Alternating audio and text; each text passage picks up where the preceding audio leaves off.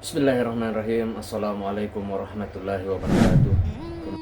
Sahabat yang beriman dimanapun berada, semoga kita selalu dalam lindungan Allah Subhanahu wa Ta'ala. Bismillahirrahmanirrahim. Allahumma salli ala Sayyidina Muhammad wa ala ali Sayyidina Muhammad. Harapan dan doa saya kepada semua sahabat-sahabatku, saudara-saudariku seumat dimanapun berada, semoga selalu dalam lindungan Allah Subhanahu wa Ta'ala.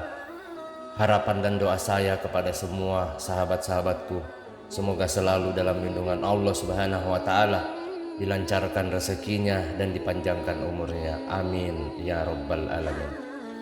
Pada kesempatan yang mulia ini, saya akan membahas tentang 15 tanda kedatangan Imam Mahdi. Sebagai umat muslim yang beriman, kita wajib yakin terhadap rukun iman, rukun Islam, dan fungsi agama. Termasuk dalamnya percaya akan datangnya hari akhir, yakni hari di mana dunia menjadi hancur dan musnah, serta semua makhluk hidup dimatikan oleh Allah Subhanahu wa Ta'ala.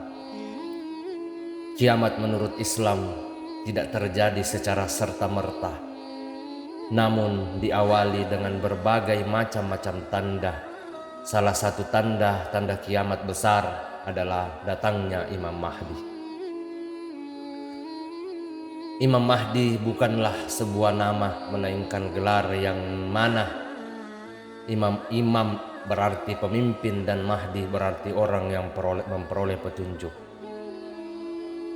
Dalam arti beliau adalah seseorang yang baik agamanya dan menjadi pemimpin bagi umat muslim di akhir zaman. Baiklah sahabat-sahabatku, berikut ini tanda-tanda kedatangan Imam Mahdi berdasarkan dalil-dalil agama. Yang pertama, muncul di akhir zaman saat tampak kerusakan di bumi. Imam Mahdi tidak akan muncul hingga menjelang kiamat. Kiamat sendiri adalah rahasia Allah Subhanahu wa Ta'ala. Tidak ada satu orang pun yang tahu kapan datangnya kiamat. Tapi dijelaskan dalam dalil bahwa mendekati kiamat bumi mengalami kerusakan. Ini bisa berarti bencana alam yang terjadi terus-menerus seperti longsor, banjir, gempa bumi, gunung meletus, dan sebagainya. Selain itu, umat manusia juga melakukan perselisihan dan peperangan tanpa henti. Di saat demikianlah Imam Mahdi akan muncul. Aku kabarkan berita gembira mengenai Al-Mahdi yang diutus oleh Allah Subhanahu wa Ta'ala ke tengah umatku ketika banyak terjadi perselisihan antar manusia dan gempa-gempa. Ia akan penuhi bumi dengan keadilan, kejujuran, sebagaimana sebelumnya dipenuhi dengan kesewenang-wenangan dan kezaliman. Hadis riwayat Ahmad. Kemudian tanda yang kedua adalah kondisi umat Islam terasing. Pada akhir zaman, kondisi umat Islam menjadi terasing kembali, sama seperti saat pertama kali muncul. Pada saat Islam mulai pudar, inilah Imam Mahdi akan datang menyelamatkan umat manusia menuju jalan kebenaran. Kemudian yang ketiga, kemunculan bintang berekor. Salah satu tanda-tanda kiamat sudah dekat adalah kemunculan binatang berekor atau bintang berekor, dan apabila ini sudah terjadi dengan diikuti tanda lainnya, maka kemungkinan Imam Mahdi juga akan segera datang. Diriwayatkan oleh Ibnu Jarir dan Abdullah bin Abu Malik radhiyallahu anhu, ia berkata, pada suatu pagi saya pergi kepada Ibnu Abbas, maka ia berkata, malam tadi aku tidak dapat tidur sampai pagi. Aku bertanya apa sebabnya. Beliau menjawab, karena orang-orang berkata bahwa bintang berekor sudah terbit. Maka saya cemas akan kedatangan asap atau dukban yang sudah mengetuk pintu sehingga saya tidak dapat tidur sampai pagi. Kemudian tanda yang keempat adalah kondisi sungai Eufrat mengering.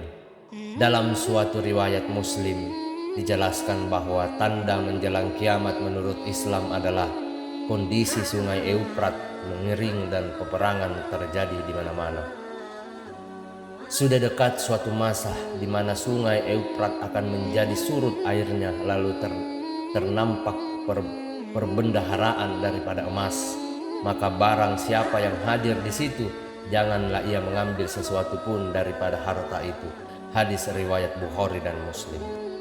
Kemudian tanda yang kelima adalah Imam Mahdi memiliki nama seperti Rasulullah Shallallahu Alaihi Wasallam. Seperti yang dijelaskan dalam hadis sahih bahwa salah satu ciri Imam Mahdi adalah beliau memiliki nama seperti nama Rasulullah Shallallahu Alaihi Wasallam. Andaikan dunia tinggal sehari, sungguh Allah akan panjangkan hari tersebut sehingga diutus pada seseorang lelaki dari ahli baitku, namanya serupa namaku dan nama ayahnya serupa nama ayahku, Muhammad bin Abdullah. Ia akan penuhi bumi dengan kejujuran, keadilan sebagaimana sebelumnya dipenuhi dengan kezaliman dan penganiayaan. Hadis riwayat Abu Daud. Kemudian tanda yang keenam, Imam Mahdi adalah orang Arab. Sebagaimana yang telah dijelaskan dalam hadis bahwa Imam Mahdi datang dari negara Arab dan beliau adalah keturunan anak cucu Nabi Muhammad sallallahu alaihi wasallam. Al-Mahdi berasal dari umatku, dari keturunan anak cucuku. Hadis riwayat Abu Daud, Ibnu Majah dan Al-Hakim. Tanda yang ketujuh, fisik Imam Mahdi berkening lebar dan hidung mancung. Al-Mahdi berasal dari umatku, berkening lebar, berhidung panjang dan mancung. Ia akan memenuhi bumi ini dengan keadilan dan kemakmuran, sebagaimana bumi ini sebelum itu dipenuhi oleh kezaliman dan kesemenang-menangan, dan ia berumur 7 tahun. Hadis riwayat Abu Daud dan Al-Hakim. Tanda yang ketujuh, Imam Mahdi keturunan Rasul. Ibnu Katsir menjelaskan bahwa Imam Mahdi bernama Muhammad bin Abdullah Al-Alwi Al-Fatimi Al-Hasani atau Al-Fitan Al-Wamalahim, yang mana disimpulkan oleh As-Samhudi bahwa Imam Mahdi adalah keturunan Fatimah. Dalam hadis disebutkan, Imam Mahdi dari keluargaku, dari putra Fatimah. Hadis riwayat Abu Daud. Ini berarti Imam Mahdi bisa berasal dari keturunan Hasan bin Ali bin Abu Thalib yang merupakan putra Fatimah Az-Zahra dengan Ali bin Abi Thalib. Kemudian yang kesembilan, Imam Mahdi muncul di Madinah setelah kematian seorang pemimpin. Dijelaskan dalam suatu riwayat bahwa Imam Mahdi akan muncul di Madinah setelah perselisihan yang terjadi akibat kematian seorang pemimpin. Dari Ummu Salamah radhiyallahu anhu menceritakan akan terjadi suatu perselisihan ketika wafatnya seorang khalifah. Kemudian seseorang dari penduduk Madinah akan melarikan diri ke Makkah.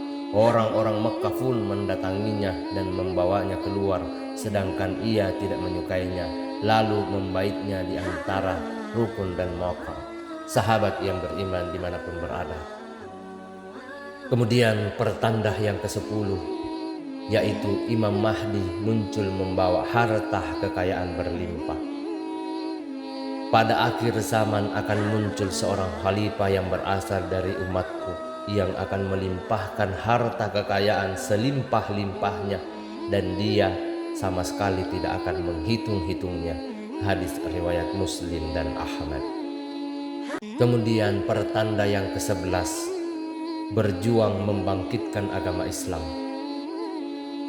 Tanda-tanda kedatangan Imam Mahdi selanjutnya adalah hadirnya sosok yang menegakkan agama Islam. Menurut Rasulullah Sallallahu Alaihi Wasallam, Imam Mahdi datang dengan membawa petunjuk yang lurus. Beliau memerangi kemungkaran dan berusaha membawa umat muslim dari kegelapan menuju cahaya. Sahabat yang beriman dimanapun berada, semoga kita selalu dalam lindungan Allah Subhanahu wa Ta'ala. Kemudian pertanda yang ke-12, dibayat oleh penduduk Mekah secara paksa di depan Ka'bah. Akan terjadi perselisihan setelah wafatnya seorang pemimpin, maka keluarlah seseorang lelaki dan penduduk Madinah mencari perlindungan ke Mekah. Lalu datanglah kepada lelaki ini beberapa orang dari penduduk Mekah. Lalu mereka membayat Imam Mahdi secara paksa. Maka ia dibayat di antara rukun dengan makam Ibrahim di depan Ka'bah. Kemudian diutuslah sepasukan manusia dari penduduk Syam, maka mereka dibenamkan di sebuah daerah bernama Al-Baidah yang berada di antara Mekkah dan Madinah. Hadis riwayat Abu Daud. Sahabat yang beriman dimanapun berada, pertanda yang ke-13 yaitu Imam Mahdi muncul selama 7 tahun, 8 tahun ataupun 9 tahun. Sungguh bumi ini akan dipenuhi oleh kesoliman dan kesemena-menaan, dan apabila kesoliman serta kesemena-menaan itu telah penuh, maka Allah Subhanahu wa Ta'ala mengutus seorang laki-laki yang berasal dari umatku, namanya seperti namaku dan nama bapaknya seperti nama bapakku. Maka ia akan memenuhi bumi dengan keadilan dan kemakmuran, sebagaimana ia atau bumi telah dipenuhi sebelum itu adalah kezoliman dan kesemena-menaan. Di waktu itu langit tidak akan menahan setetes pun dari tetesan air, dan bumi pun tidak akan menahan sedikit pun tanaman dari tanaman-tanamannya. Maka ia akan hidup bersama kamu selama 7 tahun atau 8 tahun atau 9 tahun. Hadis riwayat Tabrani. Kemudian tanda yang ke-14 datang setelah kemunculan Dajjal. Dalam beberapa riwayat menceritakan bahwa Imam Mahdi muncul setelah bumi kedatangan Dajjal.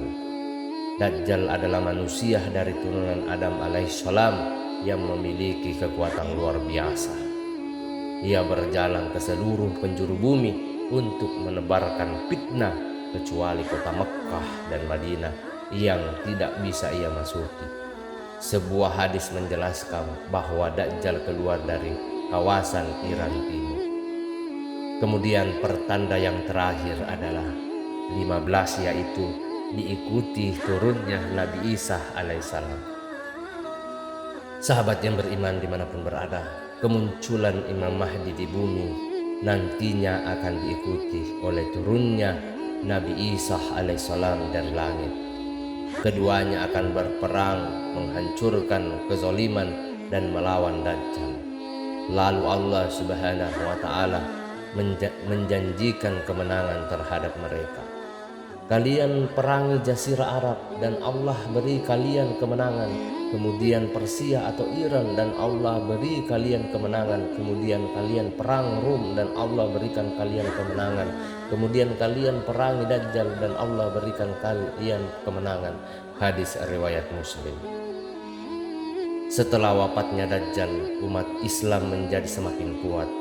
Mereka membunuh orang-orang musyrik dan para Yahudi. Namun setelah itu muncullah tentara Ya'juj dan Ma'juj yang jumlahnya sangat banyak dan tidak terkalahkan. Allah Subhanahu wa Ta'ala memerintahkan Nabi Isa alaihissalam untuk bersembunyi membawa umat muslim menuju gunung At-Tur di Palestina. Sementara Ya'juj dan Ma'juj terus membuat kerusakan hingga akhirnya dimatikan oleh Allah Subhanahu wa Ta'ala lewat penyebaran penyakit dari hama serangga. Wallahu alam bissawab. Demikianlah penjelasan terkait apa saja tanda-tanda yang bisa dikenali saat Imam Mahdi datang, yang merupakan pertanda hari akhir atau hari kiamat akan tiba. Semoga apa yang saya sampaikan bisa bermanfaat bagi kita semua. Mohon maaf apabila ada salah kata ataupun ucapan dalam video singkat ini. Perlu kita ketahui bahwa kebaikan datang dari Allah Subhanahu wa Ta'ala. Keburukan ataupun kesalahan itu datang dari saya pribadi selaku manusia biasa yang tidak pernah luput akan kesalahan. Akhir kata, subhanakallahumma wa bihamdika asyhadu an la ilaha illa anta astaghfiruka wa atubu ilaik. Wassalamualaikum warahmatullahi wabarakatuh. Nantikan kisah-kisah menarik selanjutnya.